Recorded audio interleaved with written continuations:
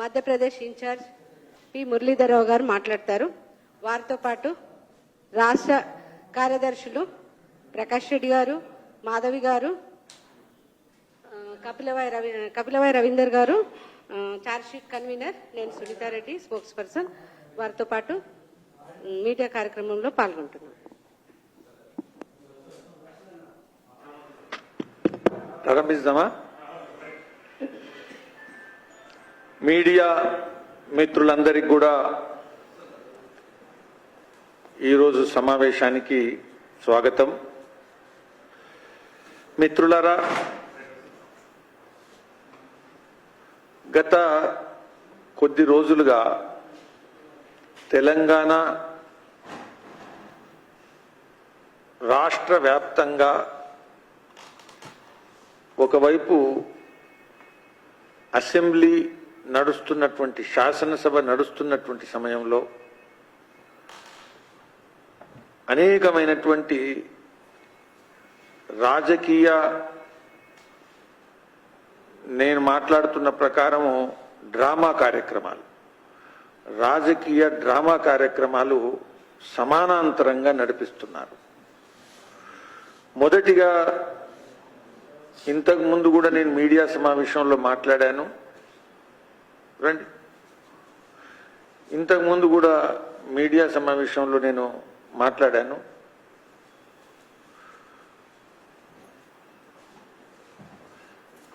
రాష్ట్ర ముఖ్యమంత్రి రేవంత్ రెడ్డి గారు అసెంబ్లీ సమావేశంలో మధ్యలో అందరూ శాసనసభ సభ్యుల్ని, శాసన మండలి సభ్యుల్ని వెంట తీసుకొని మేడిగడ్డ విజిట్ కార్యక్రమాన్ని చేయడం మనం చూశాం. ఈ సందర్భంగా నేను రేవంత్ రెడ్డి గారిని, రాష్ట్ర ముఖ్యమంత్రిని, ఒక ప్రతిపక్ష పార్టీగా కాళేశ్వరం సమస్యలో మొదటి నుంచి ప్రశ్నలు లేవనెత్తినటువంటి పార్టీగా, ప్రజల్లో అనేక కార్యక్రమాలు అవినీతికి వ్యతిరేకంగా చేపట్టినటువంటి పార్టీగా, అవినీతికి వ్యతిరేకంగా పారదర్శకత ఉండాలా అనేటువంటి ఉద్దేశంతో, అంకిత భావంతో పనిచేసేటువంటి పార్టీకి నాయకునిగా ఈరోజు మీడియా ద్వారా ప్రజల ముందుకు ఒక ప్రముఖమైనటువంటి నేను ప్రశ్నను తీసుకొస్తున్నా. కాంగ్రెస్ పార్టీ ఈ విధమైనటువంటి మేడిగడ్డ టూరిజం ఎన్ని రోజులు నడుపుతుంది? మేడిగడ్డ టూరిజం పేరు మీద రాజకీయ డ్రామా, ప్రజల యొక్క దృష్టిని మరల్చడం కోసం ఇంకా ఎన్ని రోజులు వీళ్ళు నడిపిస్తారు? అవినీతికి వ్యతిరేకంగా పోరాటాన్ని ప్రకటించినటువంటి పిసిసిఐ అధ్యక్షుడు రేవంత్ రెడ్డి,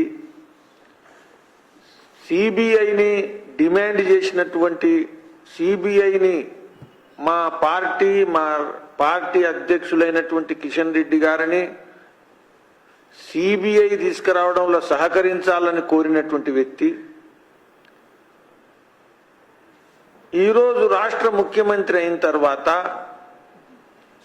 దర్యాప్తు అనేటువంటి విషయాన్ని కంప్లీట్ గా గోదావరిలో, కాళేశ్వరంలో కలిపేశాడు.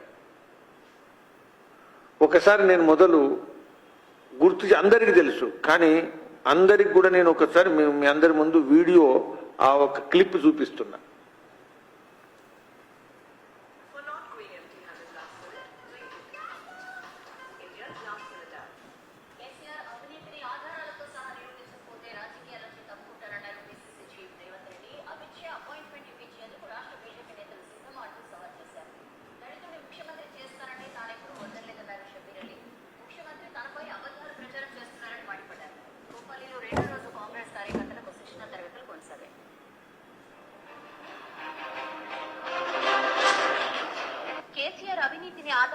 నిరూపిస్తానన్నారు పిసిసి చీఫ్ రేవంత్ రెడ్డి. కేంద్ర హోంమంత్రి అమిత్ షా అపాయింట్మెంట్ ఇప్పించడానికి కిషన్ రెడ్డి, బండి సంజయ్ సిద్ధమా అని సవాల్ విసిరారు.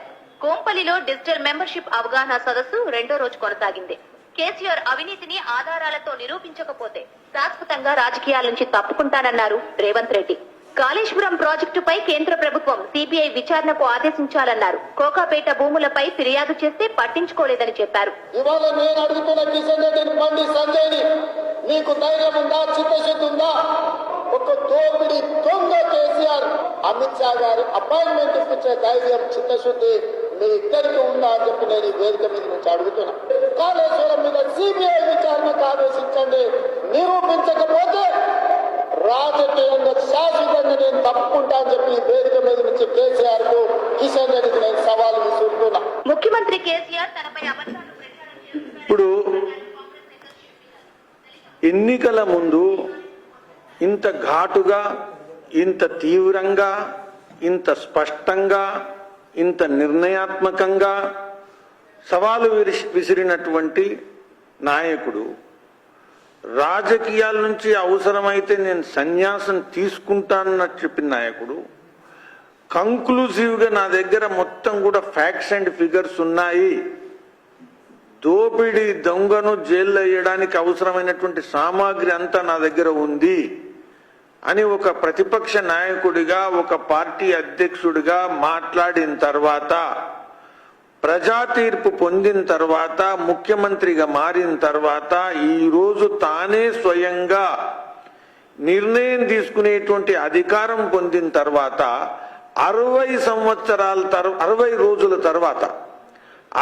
రోజుల తర్వాత తీర్పు వచ్చిన తర్వాత 60 రోజులు ప్రమాణ స్వీకారం తీసుకున్న తర్వాత, ప్రభుత్వం ఏర్పడిన తర్వాత 60 రోజులు సుమారుగా ప్రభుత్వం నడిపిన తర్వాత ఈ నాటకం, డ్రామా ట్రూప్ ఇక్కడి నుంచి పట్టుకొని పోయి కాళేశ్వరం మేడిగడ్డ విజిట్ ఎన్నికల ముందు ప్రచారంలో రాహుల్ గాంధీ వెళ్ళడం జరిగింది.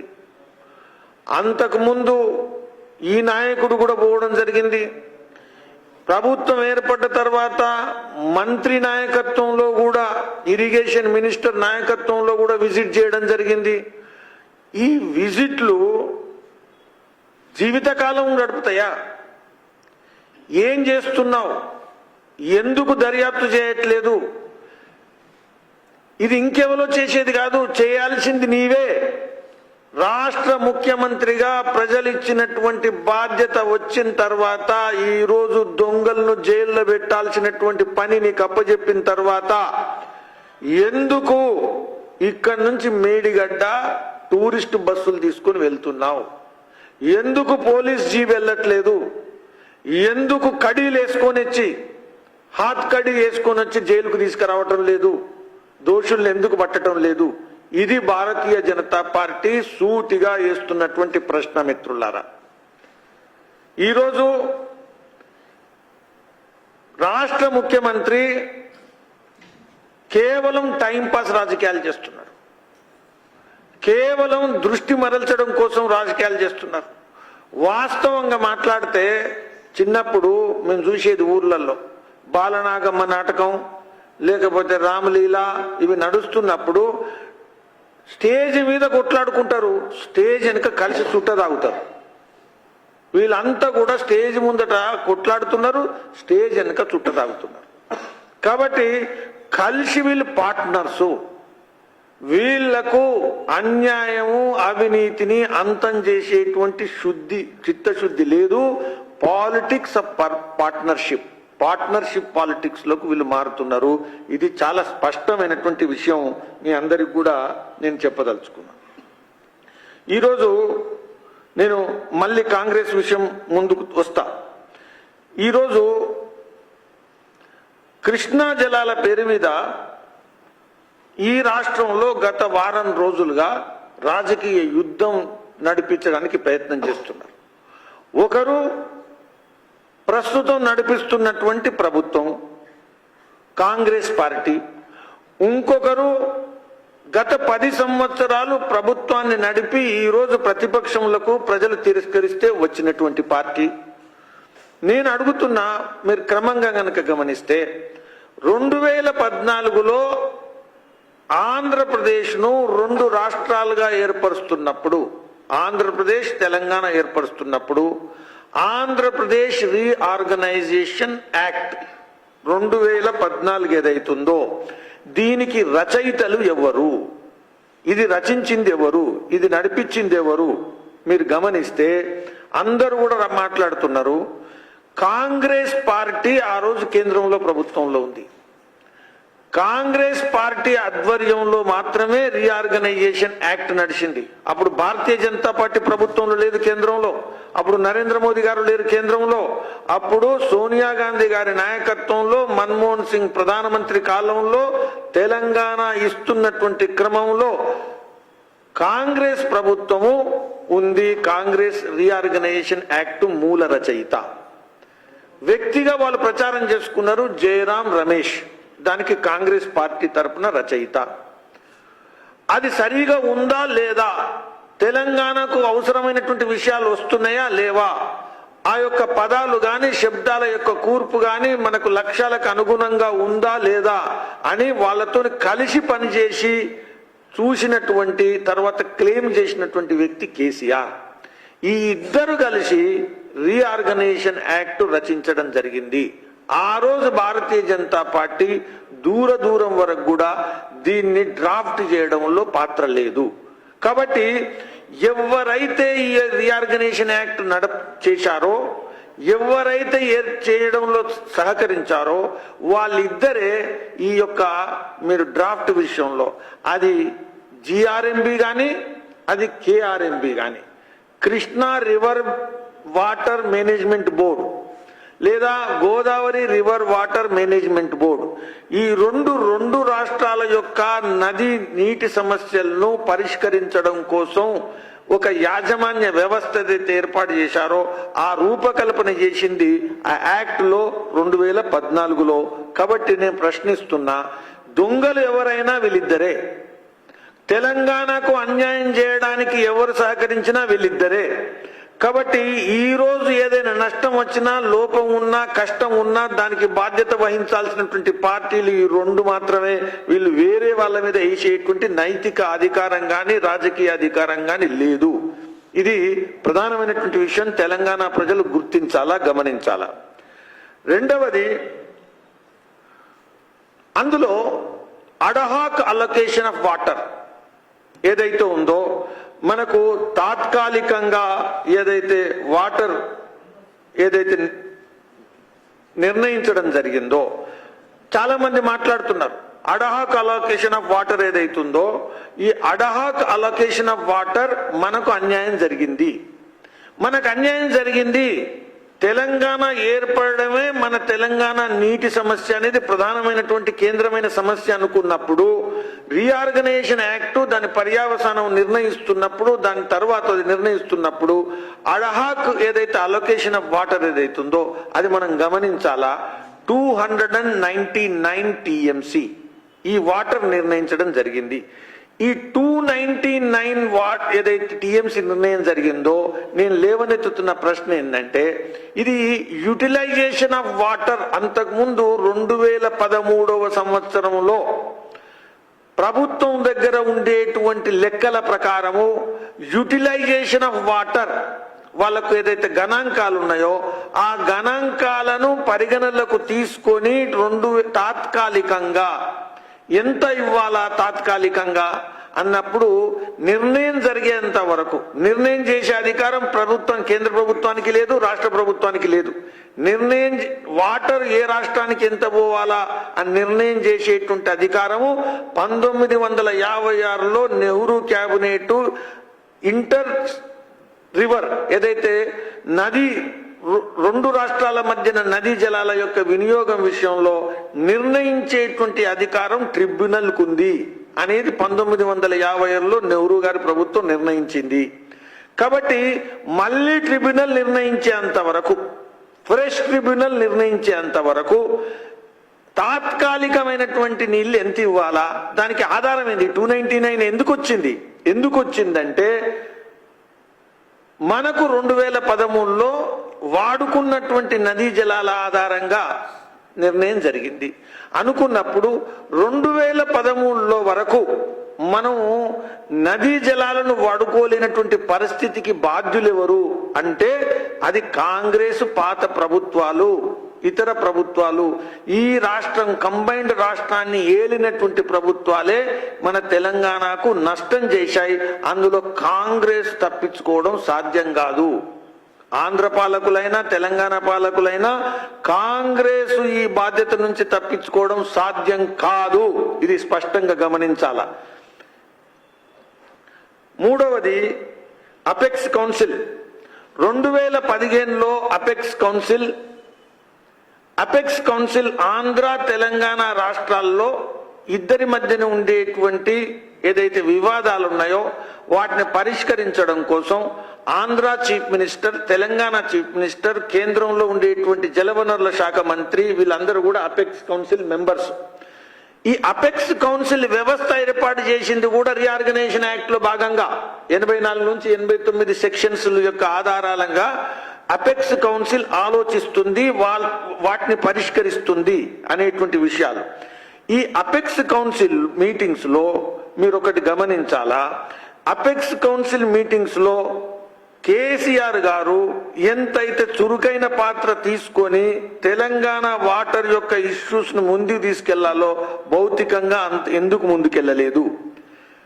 ఇంకొక ప్రధానమైనటువంటి ప్రశ్న, మనందరికీ కూడా తెలుసు, ట్రిబ్యునల్ మాత్రమే కొత్త నదీ జలాలను ఇవ్వగలుగుతుంది. ట్రిబ్యునల్ అటువంటప్పుడు ట్రిబ్యునల్ వేయాలని కేంద్ర ప్రభుత్వాన్ని ఒత్తిడి తీసుకురావాల్సింది పోయి, కేంద్ర ప్రభుత్వంతో మాట్లాడాల్సింది పోయి, ట్రిబ్యునల్ గురించి మాట్లాడకుండా సుప్రీంకోర్టుకి వెళ్ళడం జరిగింది. సుప్రీంకోర్టుకి వెళ్ళిన తర్వాత మనకు తెలుసు సబ్ జుడైస్ ఏదైతుందో కోర్టులోకి వెళ్ళిన తర్వాత కేంద్ర ప్రభుత్వం కూడా నిర్ణయం తీసుకోవడానికి, ఏదైతే కోర్టు అధీనంలో ఉండేటువంటి విషయం మీద నిర్ణయం తీసుకునేటువంటి అధికారం ప్రభుత్వానికి ఉండదు, న్యాయ వ్యవస్థ చట్ట వ్యవస్థ అధీనంలోకి వెళ్తుంది అనుకున్నప్పుడు 2017 సుప్రీంకోర్టుకు వెళ్ళిన తర్వాత కేంద్ర ప్రభుత్వం కూడా ట్రిబ్యునల్ గురించి మాట్లాడేటువంటి అవకాశం కోల్పోయింది. ఇది మనం గమనించాల. మోదీ గారి ప్రభుత్వము మొదటి నుంచి తెలంగాణ ఆంధ్ర రెండు ప్రాంతాల మధ్య నదీ జలాల సమస్యను సామరస్యంగా పరిష్కరిస్తూ రెండు రాష్ట్రాల యొక్క ఆర్థిక వ్యవస్థను ఏదైతే సుదృఢం చేయడం కోసం, బలోపేతం చేయడం కోసం ఆలోచించి అంకిత భావంతో పనిచేద్దామనేటువంటి ప్రభుత్వానికి చేతులు కట్టేసినటువంటి పని కేసీఆర్ గారు సుప్రీంకోర్టులో కేసు వేయడం ద్వారా ఇది చేశారు. కాబట్టి కేంద్ర ప్రభుత్వం ఎలా బాధ్యత వహిస్తుంది? ఈ యొక్క ఆలస్యానికి, ఈ సమస్య జటిలం కావడానికి, ఈ సమస్య మనం పొడిగించబడడానికి, తెలంగాణ ప్రజల యొక్క జల వివాద సమస్య వల్ల తెలంగాణ ప్రజలు నష్టపోవడానికి దానికి ప్రధానమైన కారణం ఎవరైనా ఉంటే అనాలోచితంగా, బాధ్యతారహితంగా పనిచేసినటువంటి కేసీఆర్ ఏదైతే సుప్రీంకోర్టులోకి వెళ్ళాడో ఆ దాని కారణంగా మనం నష్టపోయాం. ఇది ప్రజలందరూ కూడా గమనించాలి. ఆ తర్వాత 2020లో కేంద్ర ప్రభుత్వం మాట్లాడుతూ, అయ్యా ట్రిబ్యునల్ మాత్రమే పరిష్కరించగలుగుతుంది, ట్రిబ్యునల్ మాత్రమే ఈ యొక్క పరిష్కరించబడినటువంటి నదీ జలాల సమస్యను తీర్చగలుగుతుంది, కాబట్టి ట్రిబ్యునల్ వేయాలంటే సుప్రీంకోర్టు నుంచి నువ్వు కేసు విత్డ్రా చేయాల్సిందే అని చెప్పిన తర్వాత 2020లో అంగీకరించి 2021లో అతను విత్డ్రా చేయడం జరిగింది. అంటే కేంద్ర ప్రభుత్వము ఎంతైతే ఈ యొక్క ప్రభుత్వాన్ని ఒప్పించిందో ఆ తర్వాత 2021లో సుప్రీంకోర్టులో విత్డ్రా చేయడం జరిగింది. విత్డ్రా చేసిన తర్వాత అనేక మీటింగ్స్ లో మాట్లాడి fresh tribunal notification 2023 October 5 government of India cabinet decision తీసుకుని వేయడం జరిగింది. ఆ రోజు బీఆర్ఎస్ ప్రభుత్వంలో ఉండేటువంటి ఫైనాన్స్ మినిస్టర్ కూడా ఈ యొక్క విషయాలను చాలా స్పష్టంగా, అంటే చూడండి, the centre took the decision to refer the water sharing issue to the tribunal after seeking legal opinion. ఇందులో మీరందరూ కూడా చూడండి, Krishna river water will open new avenues of growth in both states and will be beneficial for people, thus helping in building a stronger country. Finance Minister T. Harish Rao said the center took the decision to resolve the water sharing issue due to constant efforts.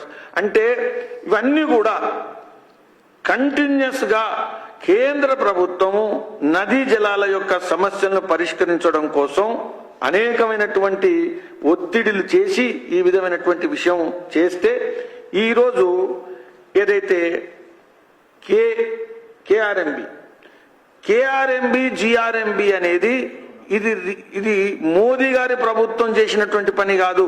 Reorganisation of act లో అంతర్గతంగా ఉండి 2 నదుల యొక్క management board ఏదైతుందో వీళ్ళు పాటించాలని మన ఇంతకుముందు చర్చించినప్పుడు ఒక పదం మనం తెలంగాణలో వాడతాం, నీరటిగాడు. అంటే చెరువులో ఉండేటువంటి వాటర్ను కింది మడులకు తీసుకుపోవడానికి 2 రాష్ట్రాల మధ్యన ఉన్నప్పుడు 2 రాష్ట్రాలకు ఆమోదయోగ్యమైనటువంటి ఒక నీరటిగాళ్ళ టీం పెడతాం. అది కేఆర్ఎంబి టీం. కేఆర్ఎంబి టీంకు జ్యుడిషియల్ పవర్స్ లేవు. కేఆర్ఎంబికు అడ్మినిస్ట్రేటివ్ పవర్స్ ఇండివిజువల్ డిసిషన్ తీసుకోవడానికి లేదు. KRMB will be guided by apex council. మనం గమనించాల, KRMB is not a separate, ఇది వాళ్ళు ఇష్టం వచ్చిన డిసిషన్ తీసుకోవడానికి వీలు లేదు. కాబట్టి ఇవన్నీ కూడా మన అందరం కూడా గమనించాలి. ఇప్పుడు ఇవన్నీ నడుస్తున్నప్పుడు ఈరోజు కేసీఆర్ కు కృష్ణానది మీద అంటే 10 సంవత్సరాలు లేనటువంటి చిత్తశుద్ధి, 10 సంవత్సరాలు లేనటువంటి అంకిత భావం, 10 సంవత్సరాలు లేనటువంటి రైతుల యొక్క సమస్యలు ఈరోజు ఓడిపోయిన తర్వాత పార్లమెంట్ ఎన్నికలను దృష్టిలో పెట్టుకొని నాకు ప్రజలు తిరస్కరిస్తే ఢిల్లీలో నాకు స్థానం లేదు, నేను ఎలా డిపాజిట్ అయినా తెచ్చుకోవాలా అనేటువంటి ఒక సర్వైవల్ ఇన్స్టింక్ట్ కోసం, వ్యక్తిగతమైన స్వార్థం కోసం, పార్టీ స్వార్థం కోసం ప్రచారం చేయడం కోసం ఒకవైపు కాంగ్రెస్ మేడిగడ్డ సైడు, ఇంకొకరు కృష్ణానది, ఒకరు గోదావరి వైపు, ఇంకొకరు కృష్ణా వైపు, ఇద్దరు కూడా దొంగ నాటకాలు ఆడుతున్నారు, డ్రామాలు చేస్తున్నారు, తెలంగాణ ప్రజలను మోసం చేస్తున్నారు. మిత్రులారా, ఈరోజు నేను ప్రధానంగా కృష్ణా వాటర్స్ విషయంలో లేకపోతే కేసీఆర్ విషయంలో కొన్ని ప్రశ్నలు నేను మీ ముందు తీసుకొస్తున్నా. తుంగభద్ర నది మీద నీటి హక్కుల్ని వినియోగించుకోవాలా, రాజోలి బండ ఏదైతే ఉందో అది ఆ ప్రాజెక్టు కోసం ఉద్యమంలో ఏమేమో మాట్లాడాడు, తుపాకి రాముడు మాట్లాడినట్టు మాట్లాడాడు, ప్రచారం కోసం మాట్లాడినట్టు మాట్లాడాడు. ప్రభుత్వం వచ్చిన తర్వాత గత 9.5 సంవత్సరాల్లో రాజోలి బండ విషయంలో ఉద్యమ సమయంలో మాట్లాడినటువంటి మాటలకును అమలుకు ఎందుకు వ్యత్యాసం ఉంది బీజేపీ ప్రశ్నిస్తున్నది మిస్టర్ కేసీఆర్.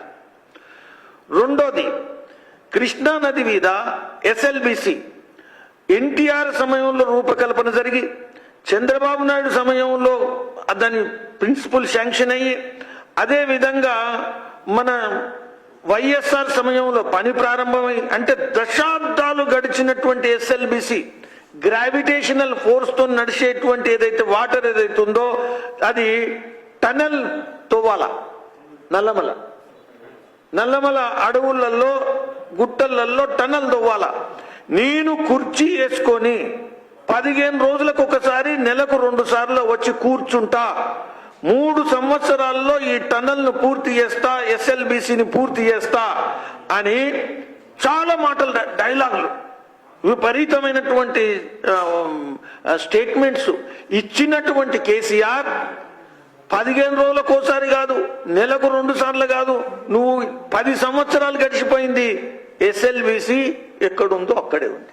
ఎందుకు నువ్వు కృష్ణా నది నీళ్ల మీద నీకు అంకిత భావం ఉంటే తెలంగాణ రైతాంగానికి, తెలంగాణ ప్రజలకు మీకు నీటి సమస్యను తీర్చాలనుకుంటే ఎస్ఎల్బిసి విషయంలో నువ్వు ఎందుకు అన్యాయం చేశావు, ఎందుకు నిర్లక్ష్యం చేశావు, ఎందుకు ద్రోహం చేశావు? ఇది భారతీయ జనతా పార్టీ ఇస్తున్నటువంటి ప్రశ్న మిత్రుల. మూడో విషయం, మీరు అంటే ఈ టన్నెల్లా తట్టెడు మట్టి కూడా తీయలేదు. ఇది మనకు తెలుసు కదా, దాని గురించి నేను మాట్లాడుతున్నా. పాలమూరు రంగారెడ్డి ప్రాజెక్టు రీడిజైన్ చేసి జూను 2015లో శంకుస్థాపన చేసిన తర్వాత నీటిని లిఫ్ట్ చేసి నార్లాపూర్, అదే విధంగా వట్టెం, కరివెన, ఉద్దెండాపూర్, లక్ష్మీదేవిపల్లి, వీటన్నిటిలో కూడా రిజర్వాయర్స్. ఈ ప్రాజెక్ట్ ఏదైతే రూపకల్పన జరిగిందో ఈ ప్రాజెక్టు ఇప్పటి వరకు ఎందుకు పూర్తి చేయలేదు? ఇది ఎందుకు పేపర్ మీదనే ఉంది? ఎందుకు నువ్వు ఇచ్చినటువంటి ప్రశ్నలు, మేము అడుగుతున్నటువంటి ప్రశ్నలు ఏవైతున్నాయో ఇవి ప్రధానమైనటువంటి ప్రశ్న. అదేవిధంగా దిండి ఎత్తిపోతల పథకం ఇంకొక ప్రధానమైనటువంటి ప్రశ్న. మునుగోడు శివన్నగూడెంలో నువ్వు ఇంతకుముందు ఎలక్షన్స్ అప్పుడు 2018 ఎలక్షన్స్ అప్పుడు, అంతకన్నా ముందు 1,25,000 ఎకరాలకు నేను మునుగోడు శివన్నగూడెంలో నిలబడి నేను స్టేట్మెంట్ ఇచ్చిన. 1,25,000 ఎకరాలకు నేను సాగునీటి ఇస్తా అని చెప్పినటువంటి వ్యక్తి దిండి ఎత్తిపోతల పథకం నిన్ను ప్రశ్నిస్తున్నది. నీకు కృష్ణానది జలాల మీద, రైతాంగం మీద అంకిత భావం ఉంటే కేసీఆర్ గారు దిండి ఎత్తిపోతల పథకం ఎందుకు ముందుకు పోలేదు? ఇది ఇంకొక ప్రధానమైనటువంటి ప్రశ్న. అదేవిధంగా టీఆర్ఎస్ మేనిఫెస్టోలో కూడా ఉంది. TRS engineers team Jurala project ఏదైతుందో లిఫ్ట్ ఇరిగేషన్ ప్రాజెక్టు, ఇది శ్రీశైలం వరకు నీళ్లు తీసుకొని అక్కడి నుంచి మళ్ళీ పట్టుకురావాల్సిన అవసరం లేదు. కాబట్టి మొదలే గనక లిఫ్ట్ చేస్తే మనకు స్వాతంత్రం ఉంది. ఈ నీటిని ఉపయోగించడం ద్వారా మనకు అనేకమైనటువంటి సమస్యలు పరిష్కరించబడతాయి అని వ్యవహారికంగా సలహా ఇచ్చి దాని ప్రకారం మాట్లాడినటువంటి కేసీఆర్ గారు గత 7-8 సంవత్సరాల్లో జూరాల ప్రాజెక్టు విషయంలో ఎందుకు మాట మార్చావు? ఎందుకు మళ్ళీ శ్రీశైలం నుంచి నీళ్లు మక్తలకు తీసుకురావడం కోసం నువ్వు మొదలు పని ఎందుకు చేశావు? మీరందరూ కూడా గమనించాలా. ఇవన్నీ టీఆర్ఎస్ కేసీఆర్ గారు రాష్ట్ర ముఖ్యమంత్రిగా ఫుల్ మెజారిటీ ప్రభుత్వం ఇచ్చి సంకీర్ణత ఇబ్బందులు లేకుండా, ఒత్తిళ్లు లేకుండా, ఎలాంటి లొంగుబాటు లేనటువంటి సమయంలో తెలంగాణ ప్రజలు పూర్తిగా విశ్వాసం ప్రకటిస్తే తెలంగాణ ప్రజలకు నువ్వు చేసినటువంటి పని, ప్రభుత్వం చేసినటువంటి పని ఏంటి? ఇంకొక వైపు దురదృష్టం, తెలంగాణ ప్రజలు ఉద్యమం చేసి తెలంగాణ సాధిస్తే, ఇదే తెలంగాణ సాధించినటువంటి ప్రభుత్వం ప్రజలు ఉన్నప్పుడు కృష్ణానది విషయంలో, అది పోతిరెడ్డిపాటు కావచ్చు, ఇతర ప్రాజెక్టుల విషయంలో చంద్రబాబు నాయుడు గారి ప్రభుత్వం కానీ, వైఎస్ జగన్ ప్రభుత్వం కానీ ఎంతైతే కృష్ణానది ప్రాజెక్టుల మీద చిత్తశుద్ధి చూపెట్టిందో ఆ మాత్రం చిత్తశుద్ధి కూడా తెలంగాణ ప్రభుత్వం ఎందుకు చూపెట్టలేదు? ఇది చాలా ప్రధానమైనటువంటి ప్రశ్న. ఇంకొక అంటే వాళ్లకు రకరకాల వాళ్ళు టెండర్స్ వేస్తున్నప్పుడు ఆ అపెక్స్ కౌన్సిల్ మీటింగ్స్ లో కేసీఆర్ గారు అటెండ్ కాలేదు. వీళ్ళకి సమయం లేదు, టెండర్స్ అయిపోయిన తర్వాత మాట్లాడుతున్నారు. కాబట్టి కేసీఆర్ గారు తెలంగాణ ప్రజలకు, ముఖ్యంగా దక్షిణ తెలంగాణ ప్రజల్ని, ముఖ్యంగా కృష్ణానది పరివాహక ప్రాంతాల్లో ఉండేటువంటి ప్రజల్ని గత 9.5 సంవత్సరాల్లో తీవ్రమైనటువంటి నిర్లక్ష్యానికి గురి చేశారు. ప్రజల విశ్వాసాన్ని తీవ్రంగా వమ్ము చేయడం జరిగింది. ఇది సత్యము సత్యము సత్యము. అటువంటి ప్రభుత్వం నడిపేటువంటి వ్యక్తి ఈరోజు ప్రతిపక్షంలో సడన్ గా చేత కాకున్నా, కాలు సరిగా లేదు అని చెప్తున్నా అతను ఎందుకు వెళ్ళాడు అంటే ఇది తెలంగాణ, దక్షిణ తెలంగాణ ప్రజల కోసం కాదు, ఇది అతను చేసినటువంటి నాటకాన్ని మళ్ళా ప్రజలు దృష్టి పడద్దు అనేటువంటి ఉద్దేశంతో. It is completely eyewash, it is completely smoke screen, పోగా. కాబట్టి ఇది మనందరం కూడా గమనించాలా. ఇంకొక వైపు కాంగ్రెస్ ప్రభుత్వం,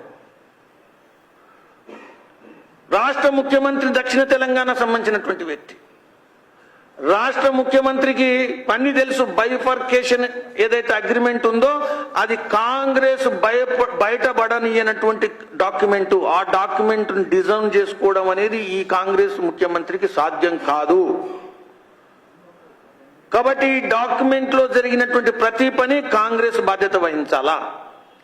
అటువంటి పరిస్థితుల్లో కృష్ణా నది విషయంలో, అది కేఆర్ఎంబి విషయంలో కానీ, అది ఇతరత్ర రేపు రాబోయేటువంటి, మీరు నాకు అర్థం కాదు ఎందుకు రిజల్యూషన్ పాస్ చేస్తున్నావు, ఎవరికి వ్యతిరేకంగా రిజల్యూషన్ పాస్ చేస్తున్నావు. ట్రిబ్యునల్కు మాత్రమే అధికారం ఉంది ఈ దేశంలో. ఇది ప్రభుత్వాలకు సంబంధించిన విషయం కాదు. కేంద్రంలో నా ప్రభుత్వం ఉందా, కేంద్రంలో మీ ప్రభుత్వం ఉన్నా, నదీ జలాలను వాటా కేటాయించేటువంటి అధికారం కేవలం ట్రిబ్యునల్కే ఉంది. ఇది 1956 నెహ్రూ గారి ప్రభుత్వం నిర్ణయించుకుంది. ఆ ఆధారంగానే బచావత్ ట్రిబ్యునల్ ఏర్పడింది. ఆ ఆధారంగానే ఈరోజు బ్రిజేష్ కుమార్ ట్రిబ్యునల్ ఉంది. రెండవది, 299 తాత్కాలికంగా ఏదైతే వాటర్ అలొకేషన్ అయిందో, ఆ వాటర్ అలొకేషన్ 299 ఎందుకైంది అంటే, మనము ఆంధ్ర పాలకులు అని చెప్పబడేటువంటి కాంగ్రెసు లేదా కాంగ్రెసేతర ప్రభుత్వాలు ఏదైతే ఆంధ్రప్రదేశ్ను పరిపాలించినాయో వాళ్ళు ఈ బాధ్యత నుంచి తప్పించుకోవడం సాధ్యం కాదు. తెలంగాణకు ద్రోహం చేసినటువంటి పార్టీలు. కాబట్టి మిత్రులారా, ఈ రోజైనా అంకిత భావంతో, పారదర్శకతతో, ప్రజల విశ్వాసంతో పనిచేయాల్సింది పోయి నాటకం ఆడుతున్నారు. మూడవది, చివరిగా నేను చెప్తున్న ఇంతకుముందు లేవనెత్తినటువంటి విషయం, ఈరోజు కాళేశ్వరం అనేది మేడిగడ్డ ఒకటే కాదు. కాళేశ్వరం అవినీతి సమగ్రమైనటువంటి అవినీతి, అఖండ అవినీతి, మొత్తం అన్నిట్లో అవినీతి. వాటర్ పంప్స్ నుంచి, ఎలక్ట్రిసిటీ నుంచి, డిగ్గింగ్ నుంచి, రిజర్వాయర్ నుంచి, ల్యాండ్ అక్విజిషన్ నుంచి, డ్రాయింగ్ నుంచి అన్నిట్లో కూడా అవినీతి. ఇందు గలదు అందు లేదని ఎందెందు చూసినా అందందు గలదు, మొత్తం అవినీతి. కాబట్టి ఈ టూరిస్ట్ విజిట్స్ బంద్ చేయి. తెలంగాణ అడుగుతున్నది చారిత్రాత్మకమైనటువంటి జన తీర్పు, ప్రజా తీర్పు ఇచ్చిన తర్వాత అప్పుడు ఉండేటువంటి ప్రభుత్వము తెలంగాణ ప్రజలను ఏదైతే మోసం చేసిందో, అవినీతి చేసిందో, అటువంటి అవినీతి పరులను జైల్లో పెట్టాల్సినటువంటి బాధ్యత ఈ ప్రభుత్వానికి ఉంది. ఈ రెండు ప్రభుత్వాలు కూడా కుమ్ముక్కై సెటిల్మెంట్ చేసుకునేటువంటి దిశల ప్రయాణం చేస్తే భారతీయ జనతా పార్టీ ఊరుకునేటువంటి ప్రశ్న లేదు. కొలిమిల నిలబెడతాం మిస్టర్ రేవంత్ రెడ్డి. ఈరోజు అది కేసీఆర్ అయినా, అది రేవంత్ రెడ్డి అయినా, ఎవరిని కూడా ప్రజాధనం ఏదైతుందో దోపిడీ చేసే అధికారం ఎవ్వరికి లేదు. భారతీయ జనతా పార్టీ ఉన్నంత వరకు సాధ్యం కానిది. కాబట్టి